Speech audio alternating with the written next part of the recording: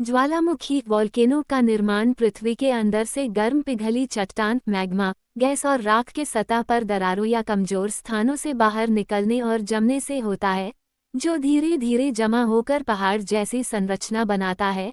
मुख्य रूप से यह टेक्टोनिक प्लेटों की सीमाओं, जहां प्लेटें टकराती या दूर जाती हैं, और हॉटस्पॉट पर बनता है।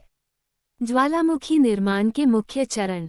मैग्मा का निर्माण। पृथ्वी के अंदर उच्च तापमान और दबाव के कारण चट्टानें पिघलकर मैग्मा, पिघली हुई चट्टान में बदल जाती हैं, जो आसपास की चट्टानों से हल्की होने के कारण ऊपर की ओर उठती है। मैग्मा का ऊपर उठना। ये हल्का मैग्मा पृथ्वी की पपड़ी क्रस्ट में मौजूद कमजोर स्थानों या दरारों में जमा होने लगता है, जिसे मैग्मा चैम्बर कहते हैं।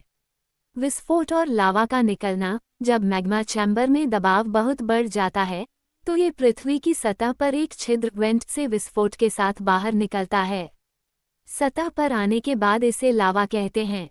संरचना का निर्माण। लावा, राख और अन्य ठोस कण सतह पर ठंडे होकर जमते जाते हैं। इन परतों के बार बार जमा होने से धीरे धीरे शंकु कोन के आकार का ज्वालामुखी पर्वत बन जाता है। ज्वालामुखी बनने के मुख्य स्थान। टेक्टोनिक प्लेटों की भूमिका।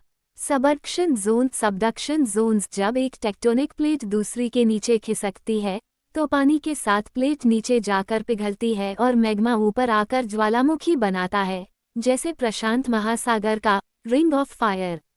अपसारी क्षेत्र, डाइवर्जेंट जोन्स। जब दो प्लेटें एक दूसरे से दूर जाती हैं, तो मेंटल से मैग्मा ऊपर आकर नए क्रस्ट और ज्वालामुखी बनाता है। मध्य महासागरीय कटक। हॉटस्पॉट, हॉटस्पॉट्स प्लेटों के बीच में भी कमजोर स्थान होते हैं, जहां से मैग्मा निकलकर ज्वालामुखी बना सकता है, जैसे हवाई द्वीप। ज्वालामुखी के उत्पाद प्रोडक्ट्स। लावा, पिघली हुई चट्टान जो सतह पर बहती है, मैग्मा का दूसरा नाम। पायरोक्लास्ट, पायरोक्लास्ट्स विस्फोट से निकले ठोस कण, जैसे ज्वालामुखी बम, राख और लैपिली छोटे टुकड़े।